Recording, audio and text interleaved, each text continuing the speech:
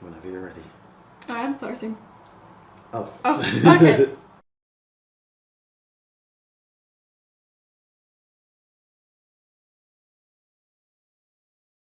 So I grew up in Austria for pretty much the first 21st years of my life. Then I moved to the UK to do my masters, moved back to Austria, and now I'm here in Dublin, Ireland. Yeah, I'm from Barbados and I lived there for the first 20 something years. Can't remember how much. Yeah, then I went to the UK to study for a year. Jumped over then to Austria for about 3-4 months. And fast forward to now, here living in Dublin, Ireland.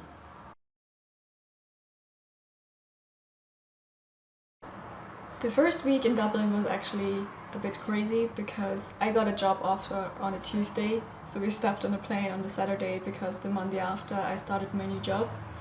So the first week was actually a bit scary because new job, new country, new company, everything was new, first full-time job.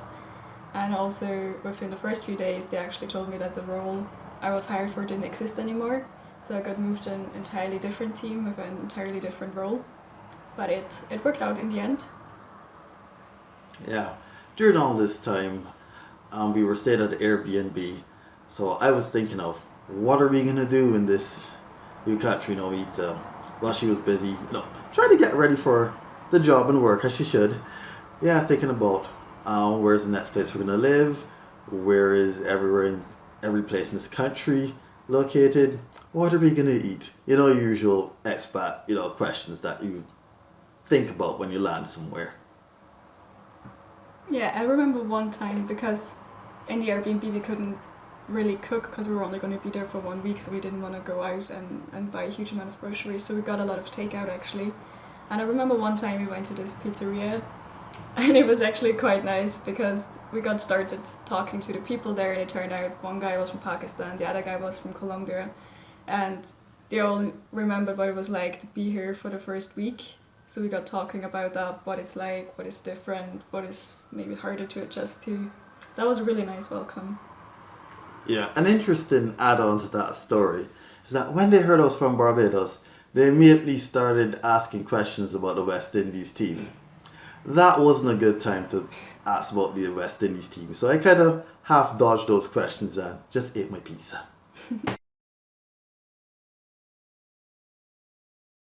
I think one of the big expectations that people have about Ireland is that it's just gonna be constantly raining, which isn't true. Of course, there are days when it does rain pretty much all day, but those days aren't as common as you might think. So I was actually very positively surprised by the weather. It's very steady temperatures. It's not like in Austria where you'll have, 14 degrees one day, then the next day it's 25, and the day after it's maybe 9 degrees. So you don't have big jumps, which I do prefer.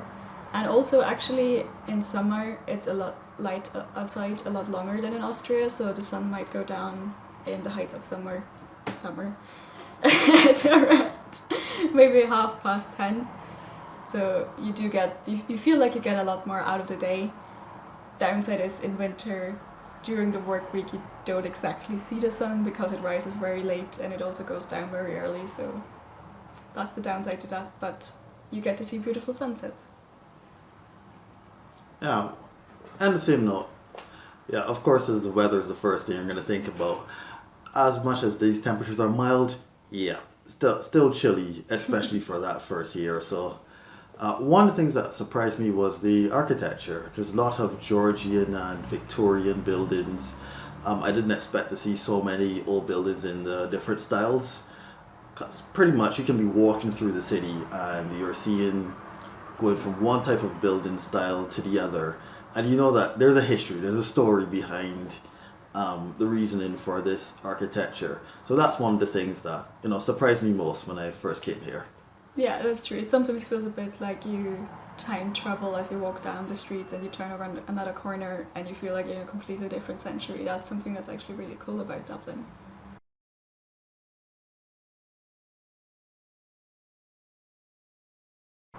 So of course the obvious answer is friends, family, food, the big things you usually miss if you move to a new country. But one thing that I also actually miss about Vienna is the public transport. In Vienna it's very cheap and there's a lot of different types of transports that will get you pretty much from one end to the city to the other very fast. Dublin bus, not so much. I had to realize that walking to work, even if it's over 4 kilometers, was more efficient than taking the bus often. So that's what I just started doing, but I actually like that I get to walk a lot more. How about you? Yeah, so besides the natural thing of the friends and family, of course, hailing from Barbados, beaches. I don't like to go, to actually go in the water, etc. like that, but, kind of like when you're on the south coast and you're just there watching the sunset, that's one of the things that I did miss. Another thing, cheesecake. Well, specifically the sister's cheesecake with her soup, Chris desserts, business. Yeah, thinking about it right now.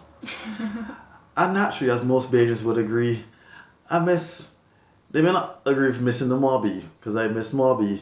I also miss Chafette. I could deal with a good veggie burger and a thick strawberry shake right now. Yeah, I haven't even lived in Barbados longer than 2 holidays, but I miss Chafette and just cheesecakes.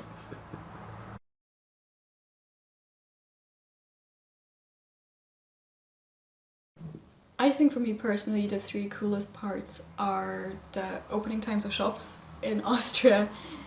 Starting Saturday, not even afternoon, but noon, it'll be pretty much impossible to find any shops open. So it is quite nice to know that if you didn't make it during the week to get your groceries, you won't be starving or living off of takeoff until Monday. And even during the week, the shops are open a lot longer. They might be open until 9, 10 p.m. In Austria, they pretty much close at like 6, 7. So if you work late, you have no chance of getting your groceries pretty much. Another thing is that I like that it's very easy to walk everywhere within the city centre. Dublin isn't actually as big a city as you might think if you only move around the city centre. So that makes it very easy to get in a lot of nice walks. And the third thing I'd say is the Irish sense of humour.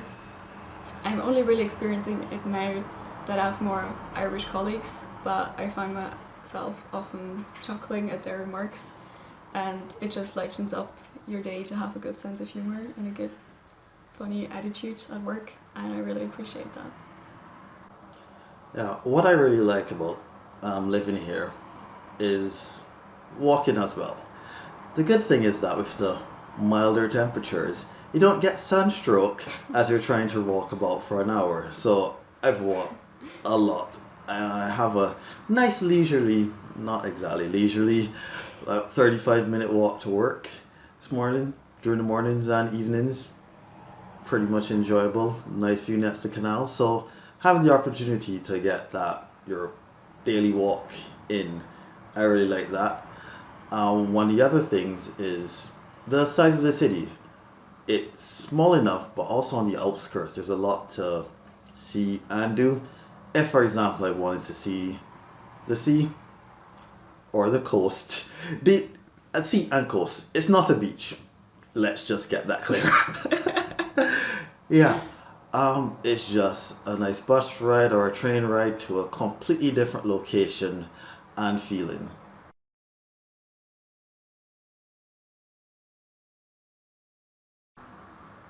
I think coming here, what shocked me the most, or then also annoys me a bit, is actually the wealth disparity. I guess it's also, if you go to a new place, you notice it a lot more than you might notice it at home. So you might notice it more than, for example, I would notice it in Vienna, but it is very noticeable, and you hear a lot of people being homeless, or a lot of people, even entire families living in emergency accommodation, because it's very hard to find flats here, because the rent prices are really high. So that does make me mad a bit sometimes, that it can be really hard to make a living here for a lot of people, and it often feels that not everyone has the equal chance to get a flat and to just get the basic things that you need to have a good life. Yeah, for me it's a bit on a lighter note. One of the things that first annoyed me was the unpredictable weather. I have this thing where I need to look out the window at the local population and try to guess what I should be wearing today. It's said that, you can experience all 4 seasons in Ireland in one day. I definitely can't believe that. I have in real life been walking when it was sunny, then it turned to rain, then I got hit with some hail. So it's pretty legitimate. It is. Yeah, one of the other things is connected with the rental prices as well is, of course, when you do the conversions of how much you're paying for flats and other things, I just keep thinking, what what could this get in Barbados? And I just imagine the pool. Not that I want to be in a pool, but house with pool. That's what. Yeah, you don't want to that's start what comparing what you can get in other countries for the prices that you pay in rent here.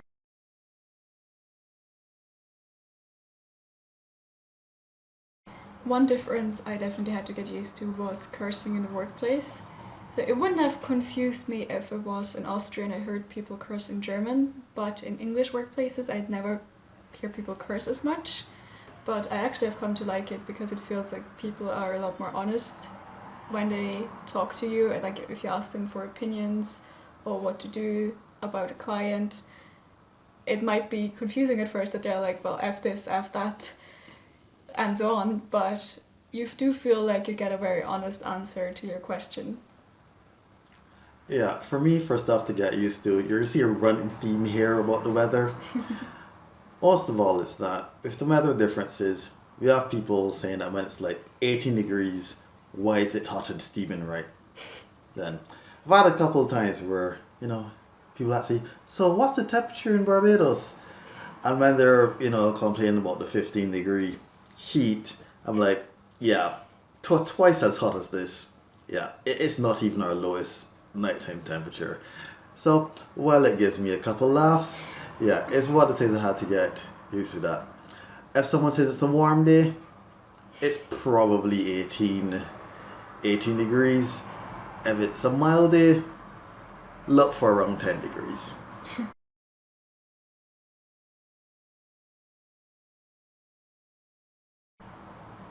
One thing that is very similar to Austria is how Irish people use grant. So if someone asks you, is that alright for you? Would you like another cup of tea? Or would you like anything? And just to say, nah, I'm fine. They're like, it's grand. I'm grand. And it actually reminds me a lot, in Austria we use past. So if someone is like, hey, you want to meet up for coffee 5 p.m. tomorrow, an Irish person might say grand. In Austria you'd say past. And I realised working with German colleagues, they actually get quite confused by past, which is funny because they live here in Ireland and grand is used pretty much in the same way. So weirdly enough, I now realise how often I use grand because it's just a perfect replacement for where I would say past in German. Yeah. Yeah, for me, some of the similarities. Well, one big one is that it's an island. There is a coast, there is a seaside, and sometimes there are beaches. So yeah, that's what I like. Going out to Clontarf, other places by the bay, having a nice body of water to walk by, especially the Liffey as well. We don't have any huge rivers, but it's kind of like Bridgetown, where you're walking over, going into town, you're on the bridge, and you get to look out pretty much from the coast at the sea. Yeah, that's one of the things that feels very familiar.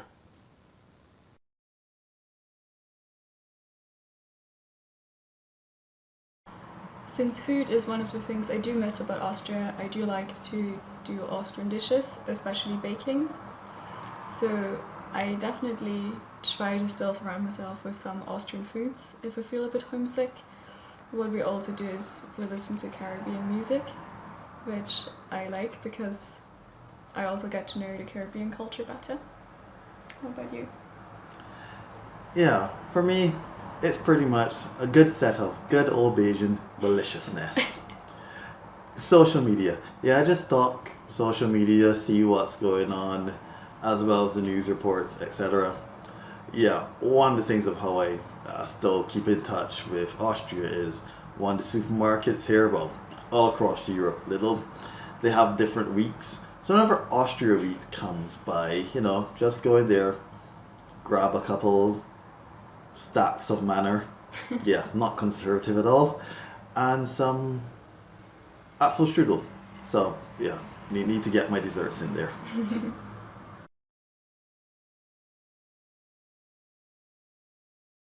We haven't actually gotten to try that much traditional Irish food, apart from the obvious fish and chips, things like that we would have already had. But funnily enough, I do get to try a lot more international cuisine. So I've had a lot of Nigerian food, like jollof rice, puff puff, and also Jamaican food like oxtail and things like that. And of course plantains, I always need to have plantains if I have the chance to. Mm-hmm. Yes, for me, I finally got around to partaking in Guinness. Yeah, it was kind of explained to me a bit that type of Guinness that is brewed here or something that you can get, it's not the same as back home because it can't actually survive the transportation process by sea. So I've been trying all different sorts of Guinness as well. Yeah, of course, everything that included, except all the meat stuff because vegetarian over here.